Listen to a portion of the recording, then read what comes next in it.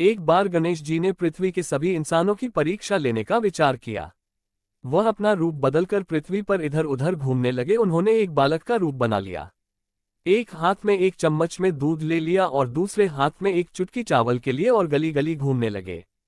साथ ही साथ आवाज लगाते चल रहे थे, कोई मेरे लिए खीर बना दे, कोई मेरे लिए खीर बना दे। लोग उन पर हंस रहे थे। एक आदमी हंसते हुए बोला, अरे एक चुटकी चावल और एक चम्मच दूध से खीर बनाएगा, पागल हो गया है यह बालक। पर गणेश जी ने ये सुना और हल्के से मुस्कुरा दिए और आगे बढ़ गए। वह लगातार एक गांव के बाद दूसरे गांव की गलियों में इसी तरह चक्कर लगाते हुए पुकारते रहे, पर कोई खीर बनाने के लिए तैयार नहीं था। सुबह से शाम हो गई, गणेश जी गली गली लगातार घूमते रहे। तभी एक बुढ़िया शाम के वक्त अपनी झोपड़ी के बाहर बैठी हुई थी। गणेश जी ने उससे कहा, कोई मेरी खीर बना दे, कोई मेरी खीर बना दे। बुढ़िया औरत बहुत गरीब थी, लेकिन कोमल हृदय वाली स्त्री थी। वह बोली, बेटा मैं तेरी खीर बना देता हूँ, अंदर आ जाओ। तो गणेश जी ने कहा, माए अपने घर में से दूध और चावल रखने के लिए बर्तन ले आओ। तब बुढ़िया अपनी रसोई घर से 2 छोटी कटोरी लेकर आती है। तब गणेश जी ने कहा, अपनी रसोई का सबसे बड़ा बर्तन लेकर आओ। बुढ़िया अपनी रसोई में मौजूद सबसे बड़ा बर्तन और कुछ छोटी कटोरियां लेकर आती है। गणेश जी ने चम्मच में से दूध पतीले में उड़ेलना शुरू किया। तब बुढ़िया के आश्चर्य की सीमा ना रही जब उसने देखा दूध से पूरा पतीला भर गया है। एक के बाद एक वह बर्तन झोपड़ी से बाहर लाती गई और उसमें गणेश जी दूध भरते चले गए। इस तरह से घर के सारे बर्तन दूध से लबालब भर गए और बचे बर्तनों में गणेश जी ने चावल भर दिए। गणेश भगवान ने बुढ़िया से कहा, मैं स्नान करके आता हूँ, तब तक तुम खीर बना लो। मैं स्नान कर जब वापस आऊंगा तब खीर खाऊंगा। तो बुढ़िया बोली, पर बेटा मैं इतनी सारी खीर का क्या करूंगी, यह सब तो बर्बाद हो जाएगी। गणेश जी ने उससे कहा, क्यों ना आप सारे गांव को दावत दे दो। बुढ़िया खुश होकर बोली, हाँ बेटा ये तो बहुत अच्छी बात कही तुमने, मैं ऐसा ही करती हूँ। बुढ़िया ने बड़े प्यार से मन लगाकर खीर बनाई। खीर की भीनी भीनी मीठी मीठी खुशबू चारों दिशाओं में फैल गई। खीर बनाने के बाद वह हर घर में जाकर खीर खाने का न्योता देने लगी।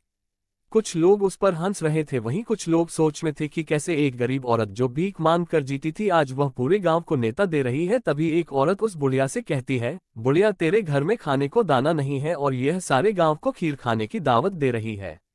बुढ़िया हल्का सा हंसी और आगे चली। लोगों को कुतूहल हुआ और खीर की खुशबू से लोग खींचे चले आए।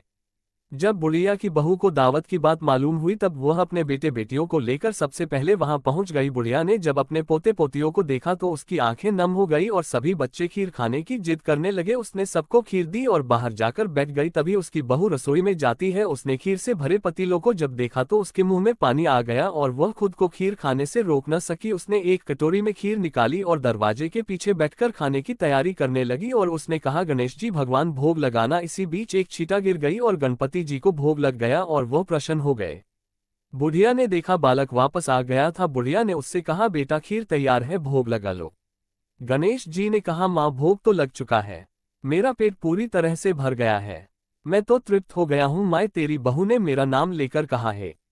गणेश जी भगवान भोग लगा ऐसा कहकर मुझे भोग लगाया, अब तू भी खा ले, अपने परिवार और गांव वालों को भी खिला दे।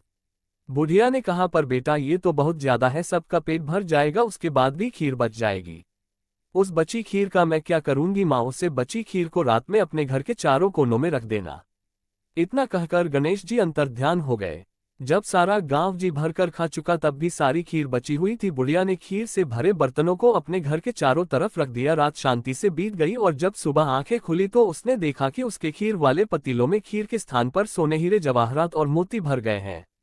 बुढ़िया ने बोला, एक समय था जब मेरे बेटे बहू ने मुझे घर से निकाल दिया था, तब मैं भीख मांगकर अपना जीवन गुजार रही थी, पर आज मैं बहुत खुश हूँ। मेरी सारी दरिद्रता दूर हो गई और अब मैं आराम से रहूंगी, मेरे तो सारे कष्ट दूर हो गए हैं। हे गणेश भगवान, जैसे मुझ बूढ़ी को आपने सब कुछ दिया वैसे ही सभी को दे, सभी कहानी पढ़ने वालों को दे, उनके परिवार